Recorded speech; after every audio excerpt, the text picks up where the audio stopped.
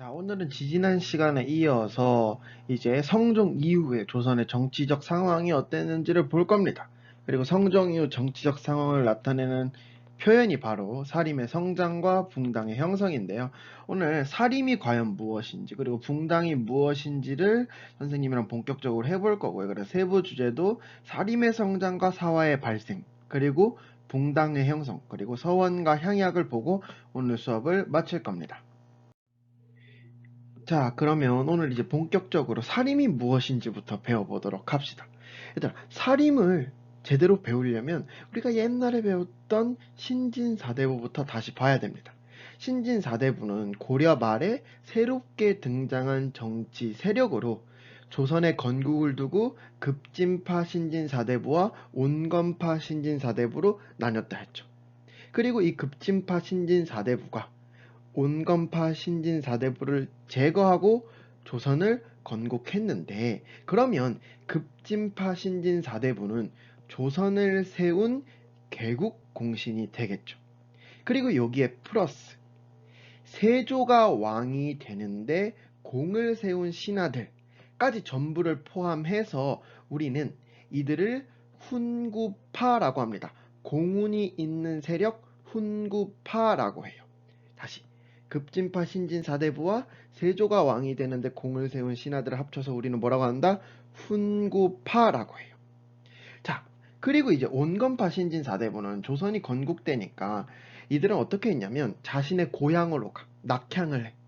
고향으로 가서 후학 양성, 제자들을 양성하고 성리학 공부를 계속해서 합니다. 그럼 이들은 선비가 수풀이 많은 시골로 내려간 거지. 그래서 이들을 선비사자에 숲을 임자를 써서 사림파라고 하고요. 훈구파와 사림파가 조선 초기의 정치 세력이라고 봐주시면 됩니다. 그리고 이 훈구파와 사림파를 비교하는 게 시험에 굉장히 잘 나오는데 선생님이 간단히 표로 준비를 해봤어요. 훈구파와 살인파가 어떠한 것을 주장하고 어떠한 특징들을 가지고 있는지 시험에 무조건 나오니까 여러분들은 반드시 암기를 해 주셔야 합니다. 그래서 이 표에 별표를 하나 치고요. 선생님이랑 같이 알아보도록 합시다. 자, 얘들아, 훈구파는 일단 목표 자체가 중앙 집권과 부국 강병이야. 자연스러울 수밖에 없어. 이들은 중앙에서 정치를 하고 있지. 그러니까 중앙의 권력이 강해지는 게 목표야. 그리고 중앙 집권을 위해서라면 성리학 이외의 다양한 학문, 또 다양한 사상, 다양한 문화를 포용할 수 있습니다. 훈구파는. 그래서 다양한 학문을 포용할 수 있는 게 중요하고요. 이를 바탕으로 조선 초기에 정치를 주도하면서 새로운 제도와 문물을 만들어 나가죠. 그래서 우리가 첫 시간에 배웠던 태조부터 성종 때까지는 훈구파가 정치를 주도했다고 보면 돼. 그럼 반면에 살인파는 뭐냐면 일단 조선 초기에는 얘네들은 시골에 있잖아. 그러니까 중앙 집권 자체가 목표는 아닙니다. 본인이 있는 시골, 향촌에서 성리학적 질서가 잘 운영되고 그 다음에 본인들이 향촌의 질서를 주도해가는 향촌 자치가 목표이고요. 그러다 보니까 얘네들은 살인파는 타 학문과 다른 사상을 전부 비수용합니다. 오직 성리학만 공부했어. 살인파는 오직 성리학만 공부했어요. 요게 중요합니다. 그리고 성종 때부터 정치적 세력으로 등장을 하고요. 16세기부터 조선의 정치를 주도해간 게 바로 살인파입니다. 그래서 얘들아, 훈구파와 살인파를 비교하는 건 굉장히 중요하고요. 그 중에서도 훈구파는 다양한 학문을 수용할 수 있다. 살인파는 성리학만 공부했다. 이게 굉장히 중요합니다. 이거 꼭 알아두세요.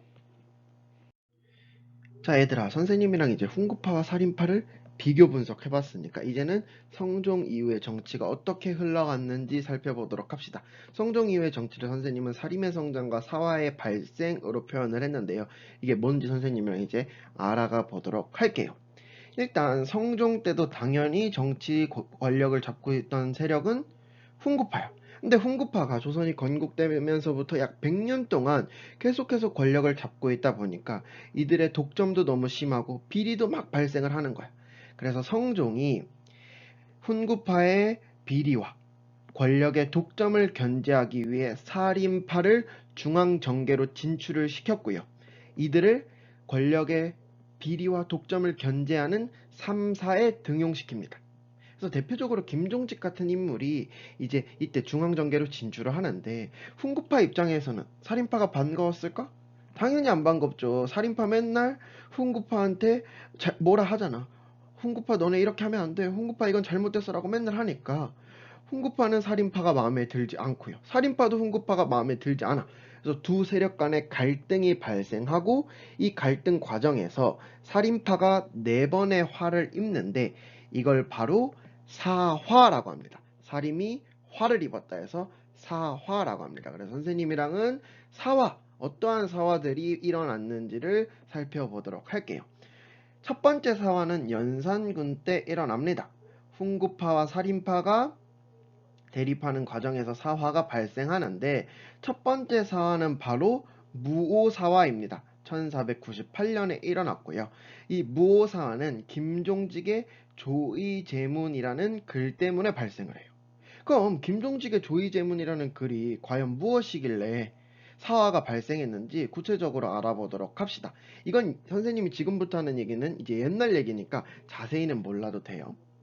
일단 얘들아, 조의제문은 뭐냐면 항우에게 죽은 의제를 조문하는 글이야. 의제는 중국 사람이거든. 이 의제는 자기 삼촌인 항우에 의해서 죽임을 당합니다. 그리고 이걸 안타깝다라고 표현한 글이 조의제문인데 얘들아, 이거 어디서 조선에서도 많이 들어보지 않았나? 그치? 자기의 조카를 죽이고 왕위에 오른 세조의 이야기가 너무나도 쉽게 연상이 되죠. 그래서 사실 김종직은 조의제문을 쓰면서 왕위를 창탈한 세조를 비판하려고 했어. 그래서 조의제문 자체가 세조를 비판하려는 성격이 굉장히 강합니다. 그리고는 김종직이 이 조의제문이라는 글을 써놓고 죽는데 이 글을 김종직의 제자였던 김일손이가 가지고 있었는데 이제 왕이 연산군이 됐잖아. 그럼 연산군이 왕이 되면은 전의 왕 성종에 대한 기록을 남겨야겠지. 그래서 성종실록을 편찬을 합니다. 연산군 때. 이 성종실록을 편찬하는 과정에서 성종 때 쓰여진 모든 기록들을 다 조선 정부에서 걷어가요. 그리고 김일손이 가지고 있던 조의제문이라는 글도 당연히 중앙으로 올라오겠죠. 그리고 이 조의제문을 훈구파가 딱 본 거야. 살인파의 수장이라고 볼 수 있는 김종직이 세조를 비판한 그 글을 훈구파가 딱 본 거예요. 그래서 훈구파가 이 조의제문을 당시 왕이었던 연산군한테 보여줍니다. 그러니까 연산군이 알잖아. 연산군 성격 완전 폭군이고 막 사이코패스란 말이야. 그러니까 연산군이 막 노발대발하면서 감히 김종직이 뭔데 우리 증조 할아버지를 막 욕하느냐 하면서 막 노발대발하면서 살인파 전부를 숙청하고요. 이게 바로 무오사화입니다. 그래서 선생님이 무오사화에 관련된 글을 가져와 봤는데 유자강 이극돈이 바로 훈구파예요.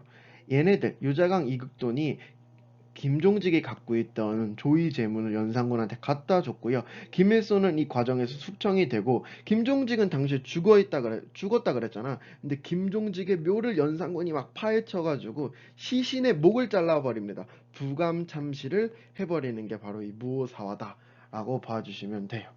그리고는 이제 무오사화가 끝난 뒤에 몇 년 뒤에 바로 또 두 번째 사화가 일어나는데 그 사화는 바로 갑자사화입니다. 갑자사화는 연산군의 개인적인 일과도 좀 관련이 있는데 이 갑자사화는 패비윤씨 사사사건 때문에 일어났습니다. 그럼 패비윤씨는 누구냐? 바로 연산군의 어머니예요. 이 연산군의 어머니 패비윤씨는 성종의 부인도 되잖아. 성종이랑 잘 살고 연산군까지 나왔는데 이 패비윤씨는 질투가 굉장히 심했다 그래. 그래서 성종이 후궁의 처소로 놀러가거나 후궁의 처소로 가면 패비윤 씨가 바로 쫓아가지고 막 성종을 쥐잡듯이 잡는 거야. 그리고 이 과정에서 성종 얼굴에 손톱 자국을 냅니다. 왕의 얼굴에 흉터를 남긴 거야. 그러니까 당시 성종의 어머니였던 막 인수대비가 노발대발해가지고 패비윤 씨를 내치고 사약까지 매겨버려서 죽여버립니다. 그러니까 패비윤 씨가 이렇게 죽었는데 연산군은 자기 어머니가 어떻게 죽었는지 몰랐어. 왜? 성종이 절대 말하지 말라 그랬거든. 애 크는데 문제가 생길 수 있잖아. 그래서 연산군은 자기 어머니가 어떻게 죽었는지 몰랐는데 1504년에 연산군의 측근이었던 임사홍이라는 사람이 연산군의 어머니인 패비윤 씨가 어떻게 죽었는지를 연산군에게 알려줬고요. 연산군이 이걸 듣고 또 당연히 화가 막 났겠지. 그래서 자기 어머니 죽음과 관련된 신하들을 다 죽여버립니다. 그래서 이때 훈구파도 살인파도 전부 제거가 되는데 이 과정에서 살인파의 상당수가 죽음을 당하고요. 이게 바로 1504년의 갑자사화입니다. 근데 얘들아 봐봐. 연산군 재위기간에 업적 하나도 없이 두 번의 사화가 막 일어나고 정치 제대로 못하고 완전 사이코패스적인 성향을 보이잖아. 그래서 당시 신하들이 야, 연산군 가지고는 이 나라를 운영할 수 없겠다 해서 반정을 일으키고요. 연산군은 중종 반정으로 폐위되고 폐위된 이후에 강화도로 유배를 가게 됩니다. 유배지에서 결국 연산군은 쓸쓸한 죽음을 맞이하게 되죠. 그리고 이제 연산군 다음 왕이 당연히 중종이 되는데 이제 중종 때는 어떠한 사건이 있는지 다음 페이지에 알아보도록 합시다.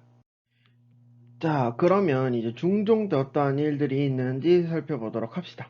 얘들아, 중종이 이제 중종 반정으로 왕이 됐잖아. 근데 중종 반정 때 공을 세운 세력 역시 훈구파였어. 그러니까 훈구파가 또 중종 앞에서 막 뻗은 거야. 내가 너 왕 만들어줬어. 우리한테 잘해 막 이러니까 중종이 다시 한 번 더 훈구파를 견제하기 위해 살인파를 등용합니다. 그리고 이때 살인으로 등용된 사람이 바로 조광조인데 이 조광조는 굉장히 중요합니다. 별표 3개 꼭 쳐두세요. 이 조광조는 중종이 굉장히 신뢰하고 믿었던 사람이었어. 그래서 조광조는 중종의 믿음을 바탕으로 여러 가지 개혁 정치를 펼쳐 나가는데 이 조광조의 개혁 정치는 굉장히 중요하고요. 그 다음에 살인파의 성격을 그대로 보여주는 개혁이야. 일단 하나씩 살펴보면 일단 가장 먼저 경연이랑 언론을 활성화합니다. 살인파는 얘들아 등용될 때 언론기관에 주로 등용이 되었다고 했죠. 그러니까 당연히 언론을 활성화시키고요.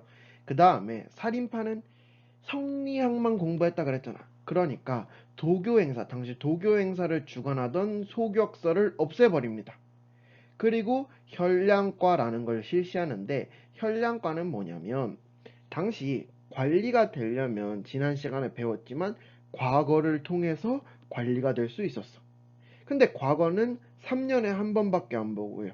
고작 33명밖에 안 뽑는단 말이야. 그러니까 살인파가 아무리 중앙정치에 진출을 하려고 노력을 해도 과거제도의 한계 때문에 많이 못 올라오는 거야. 그래서 실시한 게 바로 현량과고요. 현량과는 추천제라고 보면 돼. 그래서 조광조가 살인파들을 막 대거 추천을 합니다. 그 추천된 사람들을 관직에 등용시키는 이게 바로 현량과라고 봐주시면 돼요. 그래서 이제 조광조가 이렇게 좋은 개혁 정책들을 막 펼쳐 나가는데 조광조가 너무 막 나댄 거야. 중종이 막 자기를 막 믿고 있다고 생각하는 그 마음에 너무 나댄 거야. 그 너무 나댄 게 바로 뭐냐면 위훈삭제 주장인데 이 위훈삭제는 뭐냐면 중종이 왕이 되는데 훈구파가 공을 많이 세웠잖아. 그러니까 당연히 공신명단이 있겠죠. 근데 조광조가 이 공신명단을 딱 보여주면서 중종한테 여기서 얘 해서 76명은 공을 세우지도 않았는데 공신명단에 들어가 있다. 그러니까 이들의 공운을 삭제해야 된다고 주장을 한 거야. 그러니까 훈구파가 열이 확 받지. 네가 뭔데 뭐 중종 왕 되는데 한 거 하나도 없으면서 위훈 삭제를 주장하냐. 이러면서 훈구파가 막 난리가 난 거야. 그래가지고 막 조광조를 없애야 한다. 막 얘기를 하고 있었는데 이때 중종도 조광조를 별로 안 좋아합니다. 왜 그러냐면 초반에는 중종이 조광조를 되게 믿었어. 신뢰를 했고. 근데 조광조 성격 자체가 완전히 올고다. 그래서 중종이 허튼 일만 하면 조광조가 사삭 건건 지적하는 거예요. 그리고 맨날 공부하래. 그러니까 중종도 개인적으로 이제 열이 받는 거지. 저게 너무 믿음을 줬더니 나한테도 저렇게 까부냐 하면서 조광조를 별로 안 좋아하게 되고요. 그래서 결국 중종의 마음 그리고 훈구파의 어떠한 반발이 합쳐져서 세 번째 사화인 기묘사화가 발생을 합니다. 이 기묘사화를 얘기하면서 주초위양이라는 단어가 굉장히 많이 등장하는데, 이 주초위양은 실록에는 없습니다. 야사로 등장을 하는데요. 주초위양은 뭐냐면 당시 이제 기묘사화가 있을 때쯤 나뭇잎에 한자로 주초위왕이, 왕이라는 글자가 막 나뭇잎에 새겨졌대. 근데 이게 무슨 뜻이냐면 주자와 초자를 합치면은 얘들아 한자로 조가 되거든. 조위왕이잖아. 조씨가 왕이 된다라는 거야. 그러니까 당시 훈구파가 이거를 조작을 했겠죠. 그래서 훈구파가 조씨가 왕이 됩니다. 조광조가 반란을 일으켜서 왕위 자리를 노리고 있습니다 하니까 중종이 옳다구나, 조광조를 없애버려라 한 게 바로 기묘사화인데요. 이거는 야사의 내용이고요. 실록의 내용은 아니다. 어쨌든 간에 중요한 건 조광조가 위훈 삭제를 주장했고, 그 위훈 삭제 주장으로 인해서 조광조가 권력에서 내쳐지고 유배를 가게 된 사건, 그리고 곧 사약을 받게 되는 그 사건이 기묘사화라고 봐주시면 되고요. 기묘사화는 굉장히 중요합니다. 그래서 조광조의 개혁정치와 기묘사화는 꼭 여러분들이 알아두셔야 해요. 그 다음에 이제 중종 다음 왕이 인종인데, 이 인종은 얼마 못 살고 죽습니다. 왕 재위기간이 매우 짧아요. 그 다음에 인종 다음에 명종이 왕이 되는데요. 명종 때 네 번째 사화인 을사사화가 발생합니다. 이 을사사화는 이제 중종의 가계도, 그러니까 중종과 명종의 가계도를 좀 잘 살펴보셔야 되는데, 여러분 한번 잘 들어보세요. 일단 중종은 첫 번째 부인이 당경왕후인데 당경왕후는 빨리 죽고요. 그 다음에 두 번째 부인인 장경왕후의 아들이 인종이야. 인종은 얼마 못 살고 죽었다고 했죠. 그리고 이 장경왕후의 오빠가 누구냐면 윤임이에요. 윤임. 여기 잘못 나왔네. 윤임이에요. 근데 이 장경왕후도 얼마 못 있다 죽습니다. 그리고 이제 중종의 세 번째 부인이 문정왕후인데, 이 문정왕후의 아들이 바로 경원대군이에요. 자, 그리고는 이제 중종이 죽으니까 당연히 인종이 왕이 됐겠죠. 근데 인종이 얼마 못 살았다 그랬잖아. 그러니까 인종이 죽고 그 다음 왕을 인종의 동생이었던 경원대군이 하니 그게 바로 명종인 겁니다. 근데 이게 무슨 관계냐? 이 문정왕후의 오빠가 윤원영인데, 당시 이 장경왕후의 오빠인 윤임과 윤원영 사이에 권력 대립이 굉장히 심했어요.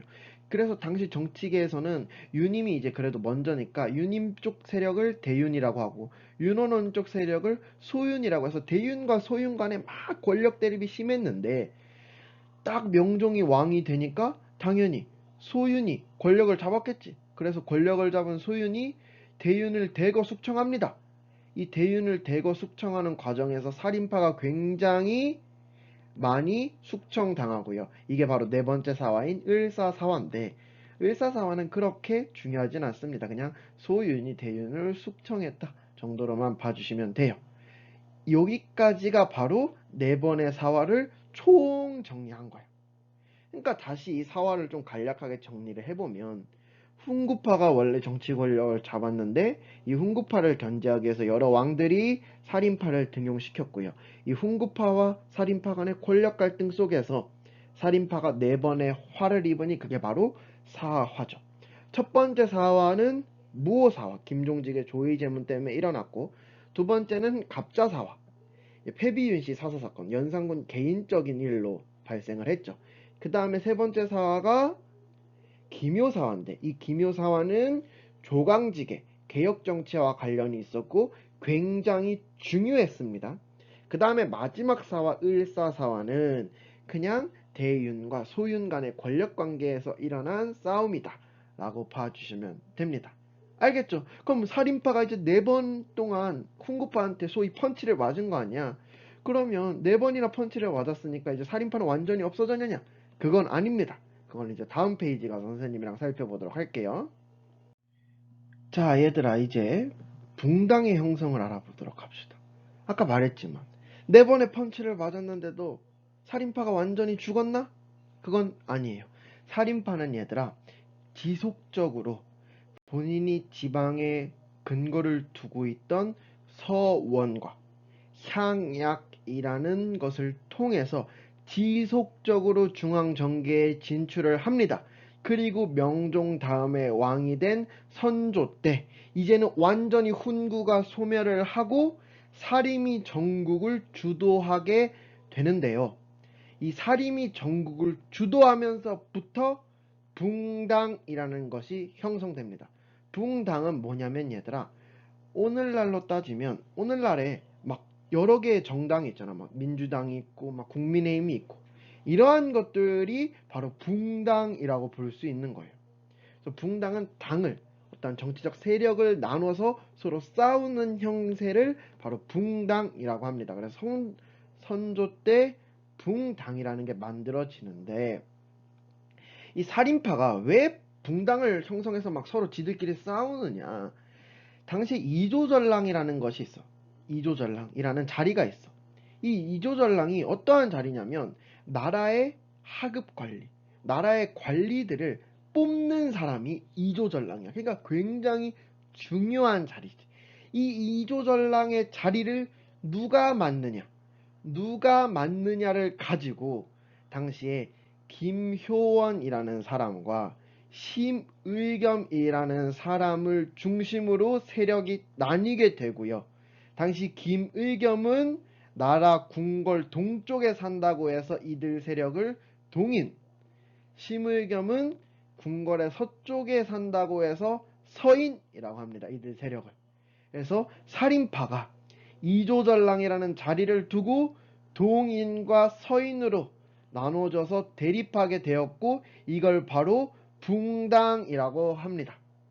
알겠죠? 그래서 동인은 주로 이황, 그러니까 오늘날 그 1,000원짜리 지폐에 있는 이황 선생님의 제자들이 많았고요. 그 다음에 신진, 새롭게 떠오르는, 그러니까 새롭게 정치 권력에 자리 잡은 사림들로 중심이 되어 있었습니다. 그에 반해 서인은 5,000원짜리에 나오는 이 선생님의 제자들이 많았고요. 그 다음에 기성사림, 그러니까 기존부터 권력을 잡고 있던 사림 계층이다 정도로만 파악을 해주시면 돼요. 어쨌든 중요한 건 뭐다?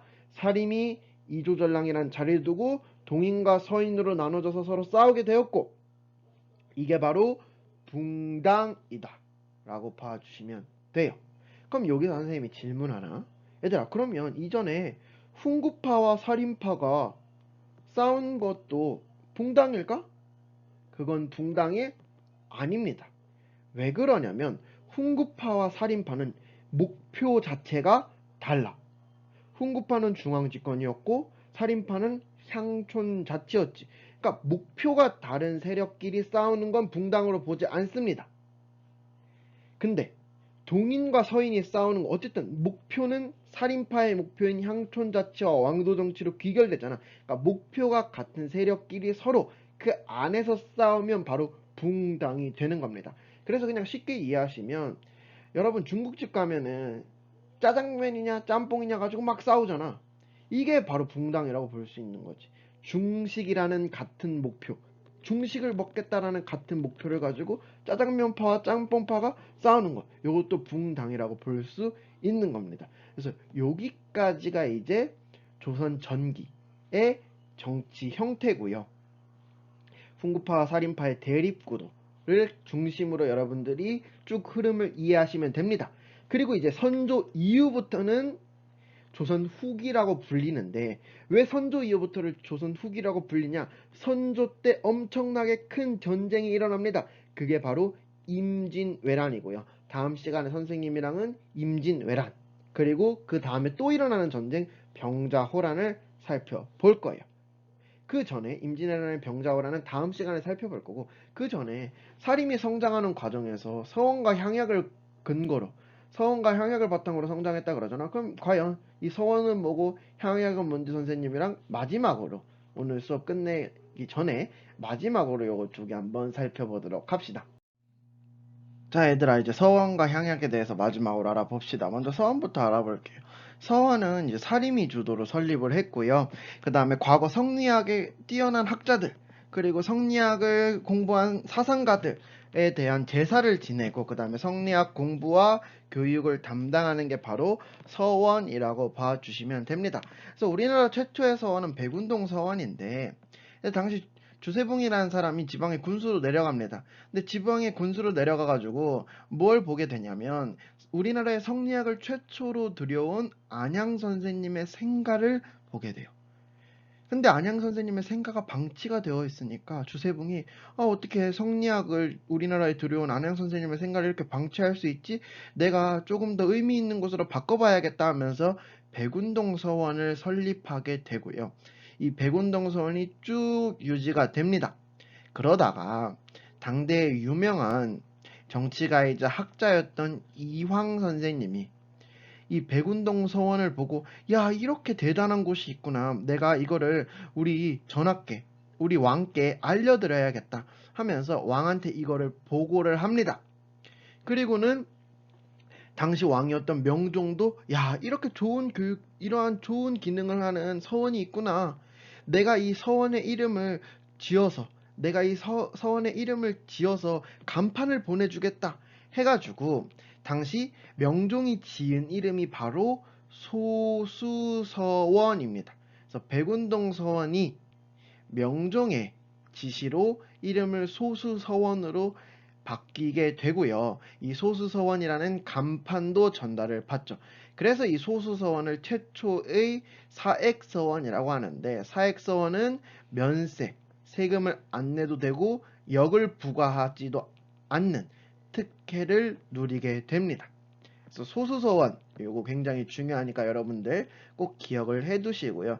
이 서원으로 인해서 조선 후기에 성리학 연구도 더욱더 발전하게 되고, 조선의 문화 발전에도 엄청나게 큰 공을 세우게 되죠. 그래서 우리나라 현재에도 서원이 굉장히 많이 남아있고요. 얘들아, 세계 문화유산으로도 우리나라 서원이 등재될 정도로 서원은 굉장히 큰 문화적 가치를 지니고 있습니다. 다음 향약 알아보도록 할게요. 향약은 조광조가 우리나라에 처음 들여왔어. 조광조가 중국에 있던 여시 향약이란 걸 들여왔고요. 이거를 이이 선생님이 확대를 시켰죠. 그럼 향약은 과연 무엇이냐? 바로 향촌자치규약이자 조직으로 향촌 사회 내의 풍속교화와 질서 유지를 담당하는데, 여러분들이 이 말만 듣고는 어려울까봐 선생님이 하나를 준비해봤어요. 향약의 4대 덕목, 향약의 자치규약, 이렇게 크게 4가지가 있는데, 덕업상권, 과실상규, 예속상교, 환낭상률이 있어. 그러니까 이러한 내용이 뭐냐면, 서로 도울 건 돕고, 잘못이 있으면 지적해주고, 그 다음에 서로 어려울 땐 돕자, 뭐 이러한 내용이 향약의 4대 덕목이란 말이야. 그래서 향촌 내에서 자체적으로 가지고 있는 규약 정도로 생각을 해주시면 되고요. 근데 결국 이러한 것들을 가지고, 이 향약의 4대 덕목이자 이러한 규약들을 가지고 사림 세력은 향촌에 대한 본인들의 지배력을 강화해 나갔죠. 그래서 결국에는 이 서원이랑 향약으로 인해서 사림 세력은 계속해서 중앙정계에 사람을 보낼 수 있게 되었고, 선조 때 전국을 주도하게 되는 거죠. 알겠죠? 그래서 얘들아, 선조 이후의 사회는 전부 사림에 의해서 주도됐던 게 바로 조선이야. 그래서 조선 후기의 문화를 보면 굉장히 성리학과 관련된 문화들도 많이 등장을 합니다. 이렇게 봐주시면 되고요. 오늘 여기까지 보면 조선 전기의 정치사를 선생님이랑 한번 쭉 훑은 겁니다. 그리고 다음 시간은 이제 조선 전기에서 후기로 넘어가는 그 분수령, 바로 임진왜란과 병자호란, 우리는 양난이라고 하죠. 양난에 대해서 살펴보도록 합시다. 오늘 여기까지 할게요.